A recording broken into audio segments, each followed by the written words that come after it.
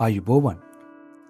දේශගුණික විපර්යාස ගැන කතා කරනවා නම් පහුගිය කාලේ ලංකාවට අමතරව ලෝකයේ අනෙකුත් රටවල් වලටද දේශගුණික විපර්යාස හේතුවෙන් ඇතිවෙච්ච විශාල කරදරවලට මුහුණ දෙන්න වුණා. අද අපි කතා කරන්න යන්නේ දේශගුණික විපර්යාස හේතුවෙන් ලෝක සිතියමෙන් ඉවත් වෙලා යන පළවෙනි රට සම්බන්ධව.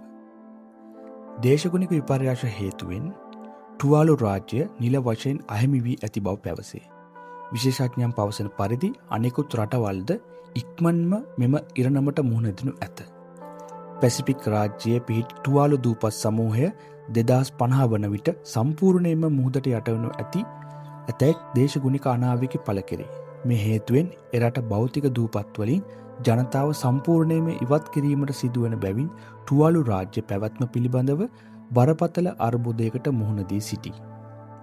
පැලපිලි සංගම් ගිවිසුම පැලපිලි යුනියන් ට්‍රීටි වශයෙන් මේක හඳුන්වනවා. මෙම අර්බුදයට විසඳුමක් ලෙස තුවාලු රජය ඔස්ට්‍රේලියාව සමග එක්ව ලෝ ප්‍රථම සැලසුම්ගත දේශගුණික සංක්‍රමණ වැඩසටහන ආරම්භ කර ඇත. මෙම ගිවිසුම යටතේ වාර්ෂිකව තුවාලු වැසියන් 280 දෙනෙකුට ඔස්ට්‍රේලියාවේ ස්ථීර පදිංචිය හිමිවන අතර ඔවුන්ට සෞඛ්‍ය, අධ්‍යාපනය සහ රැකියා අවස්ථා ලබා දේ.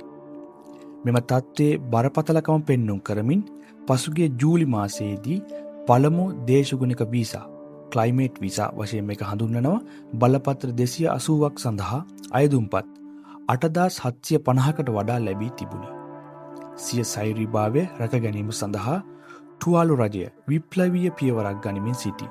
ඒ අනුව දූපත්වල ත්‍රිමාන එකැනි 3D ස්කෑන් පිටපත් ලබා ගැනීම, රජයේ කටයුතු ඩිජිටල්කරණය කිරීම සහ තුවාලු රාජ්‍ය වර්චුවල් ස්ටේට්ලෙට්ස අර්ථ දැක්වීමට ආණ්ඩුක්‍රම ව්‍යවස්ථාව සංශෝධනය කිරීම සිදු කෙරේ. නාසා ආයතනය අනතුරු හඟවන්නේ 1993 වසරේ සිට ගෝලීය මුහුදු මට්ටම ඉහළ යාමේ වේගය දෙගුණ වී ඇති බවයි. ඇතැම් ප්‍රදේශවල මෙම ගෝලීය සාමාන්‍ය අගයට වඩා 3 ගුණයක වේගයෙන් සිදුවේ. මේ ලෝපුරා විරලබඩ කලාපවලට අනාගතයේදී මුහුණ දීම සිදුවන භයානක තත්ත්වය පිළිබඳ පූර්ව අනතුරු හැඟීමකි. එහෙනම් ඔයගොල්ලන්ට මේ වීඩියෝ එක හොඳයි කියලා හිතෙනවා නම් කමෙන්ට් එකක් දාගෙන යන්න. ඔයගොල්ලන්ගේ යාළුවොත් එක්ක ෂෙයා කරගන්න. එහෙනම් හැමෝටම ජය වේවා.